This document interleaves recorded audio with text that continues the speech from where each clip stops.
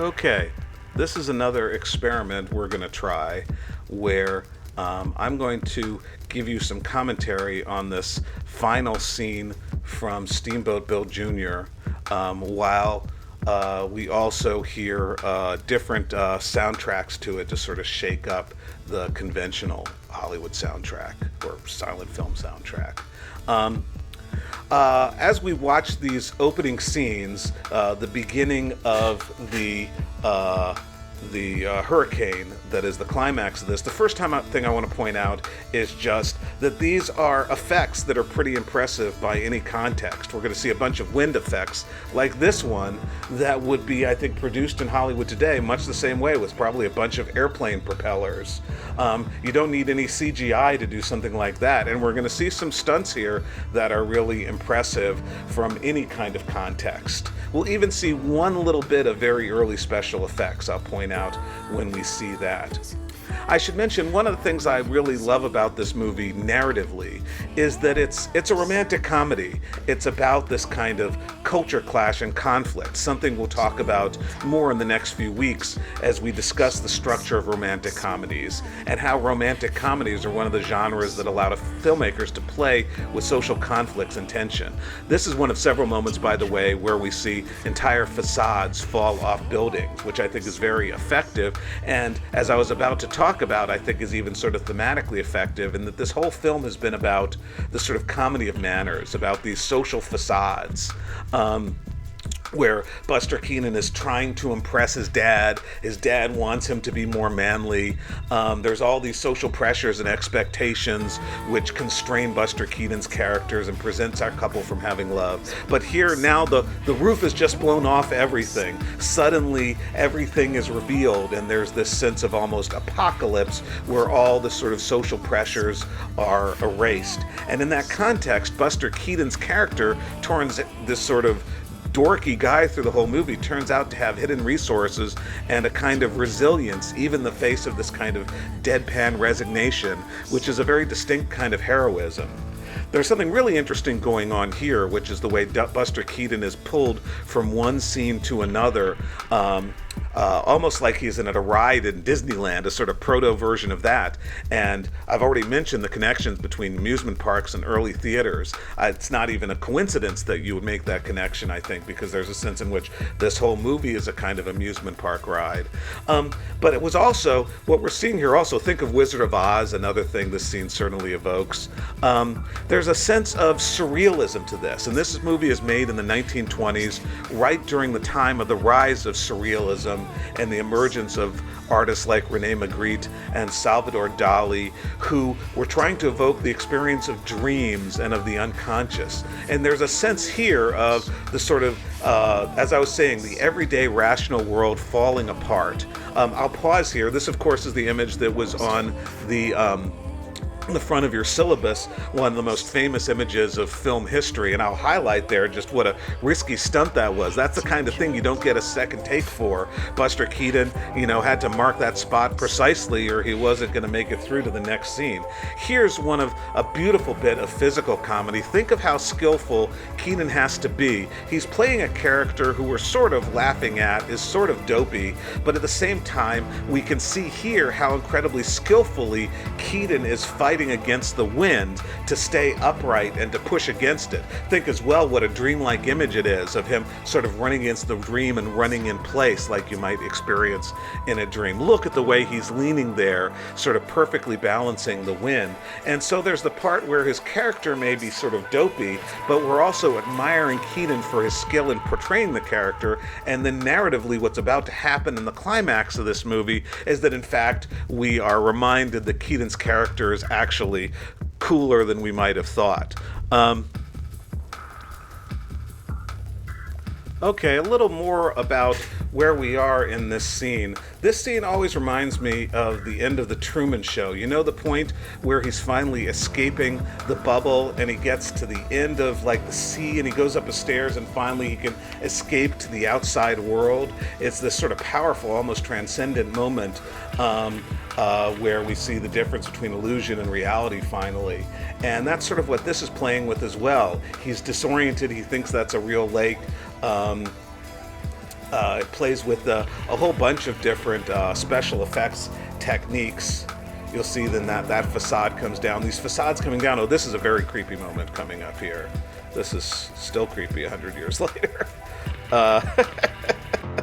We're going to see a magic trick in a moment, and in fact, as those of you taking the science fiction class know, when we talk about George Méliès, he, the great science fiction pioneer, got his start doing stage magic and found a lot of commonalities between, editing trickery and stage magic, as we can see here in this little piece. So, to say a little bit more about what's coming up, which is the climax and the happy ending, Buster Keaton's character in Here a Whole Other Wall comes down. Through the whole movie, he's been trying to fit in. It's a story about sort of conflicts between, he's just come back from college. His dad is a traditionalist and a man's man. Buster Keaton has gone off to college, and his dad is worried that he's become effete, that he's a kind of arrested adolescent. In some ways, the movie structure is pretty similar even to contemporary comedies. Buster Keaton sort of fits into the tradition of the arrested adolescent. Oh, I'm talking about Wizard of Oz right here, another great moment. But anyway, he's this sort of arrested adolescent character who looks like he doesn't want to grow up, who resents this pressure from his family, who seems like maybe he's too shy to get the girl. But as in these sort of classic Apatow-style films, and we'll watch this just disintegrate in another just incredibly evocative moment. I mean, there are individual images here that I think are as effectively surreal as anything in, say, Buñuel or other great surrealists. Here coming up, I'll just pause on my longer conversation to talk about the sort of special effects moment coming up here. Just one little bit. Here we go. And what they probably did was they probably etched directly in the celluloid those little beams. What that really reminds me of is a similar moment in Pulp Fiction. Remember when I forget if it's Travolta or Uma Thurman is talking about squares and draws a square, and it's this one little special effects moment in a movie that doesn't have any others, and this sort of is similarly effective. Now we're getting into the part where, having sort of been humiliated by his dad and not being able to fit in, finally he's proving himself and he's saving the day. And as I said, he turns out to have these kinds of inner resources and to realize, to demonstrate that actually he's ready to grow up, which is the narrative, as I was saying, of think of like 40-Year-Old Virgin or any of the Seth Rogen movies where the characters are just, it's not really clear if they're ready to face adult responsibility. Then in the end, they accept it after all. And in fact, some people criticize those movies for being so sort of ultimately conservative. They're movies where characters sort of rebel against the demands of normal capitalist heteronormative conformity. They rebel in various ways. They don't want to just, accept their role in society, but then typically they just accept it after all. And there's something similar going on here, but in the end, the fact that it's as quirky a character as Buster Keaton, who turns out to be the hero, I think is a sort of inspiring moment at the end. So here you see how resourceful he's turned out to be, saving the day here, hooking this up. This is going to lead to a couple of extended stunt sequences that are just spectacular, where you really see how incredibly graceful Buster Keaton is.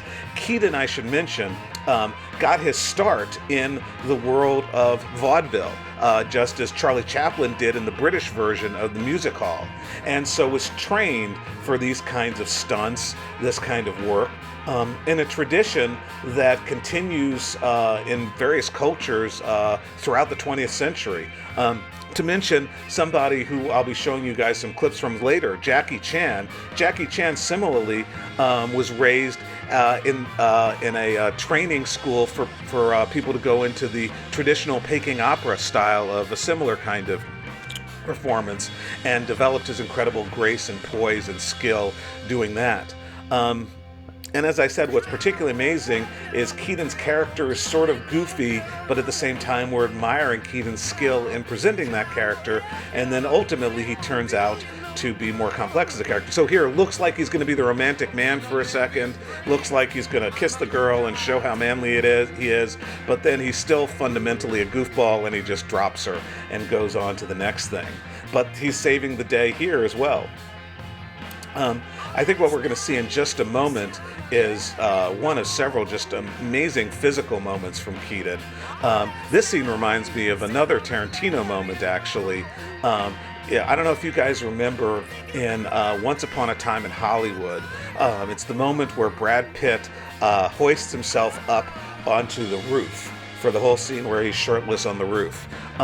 He leans against a fence, jumps on a fence, jumps on the roof, all in one moment that just captures this character's incredible grace and poise. Similarly here, there's almost a kind of parkour moment coming up where Buster Keaton very casually flings himself up 3 rows of stairs and then flings himself back down again. Okay, I think we're going to see it in just a minute. And again, it's just really amazing to see what he can do, and it sort of gives the lie to the sense that this guy was just this sort of dopey goof. Here we can see as well that he's being clever. He's got this plan with all of these ropes and pulleys to save the day after all, and show that maybe he did learn something when he went to college. He's not just this loser whose dad has no respect for. This scene in some ways also reminds me of the end of Jaws, where, you know, there's all this business going on in the ship, and the sense that all the crisis that's been created over the course of the film finally is resolved through the heroic actions of, in particular, Richard Dreyfuss, the last guy on the ship. Roy Scheider. Oh, here's the parkour scene I was mentioning. Just amazing. Just jump, jump, jump, no wasted motion. All of a sudden we realize what an athlete he is. He's not a showy athlete, but he's like Jackie Chan or a martial artist like Bruce Lee, just no wasted motion. We're going to see him do the reverse running up in a second, unless we already got past that part. As we're winding down, I'll mention the 3 songs I've been playing. The first was Teardrop by Massive Attack, classic electronica from the 1990s. The second one, Led Zeppelin's When the Levee Breaks. Here we are doing the reverse parkour. And the third from Lil Uzi Vert. And I just wanted to show, I think it gives something of how these images, when we sort of can recontextualize them a little, we can appreciate the power of them, and that they haven't lost all that power, even though we may try to put them in a tidy box. Now we're coming up to the last final climax, and here's where sort of conventional bourgeois values get restored. The guy gets the girl, and there's one final moment of possible rebellion. You know, here, another great stunt. I don't know exactly how dangerous that is, but I wouldn't want to do it jumping off a moving ship from the 3rd story or something like that. Just very casual, very, very poised. And now he's got the Reverend. It looks like we're all getting set up for a marriage or something, but there's one last little twist coming. I should mention the romantic relationship is interesting too, and reflects the sort of new modern values of the 20th century. She's clearly a kind of flapper girl who doesn't mind that he's not an alpha male, that he's not traditionally masculine the way so many of the movie stars we'll be looking at this semester are. But the flip side is the fear, the crisis that he won't be assertive enough. And you could see when she does hug and kiss him, that's when he sort of goes blank in that classic way. Now it momentarily looks like he's running away from that he just can't handle adulthood and romance and marriage.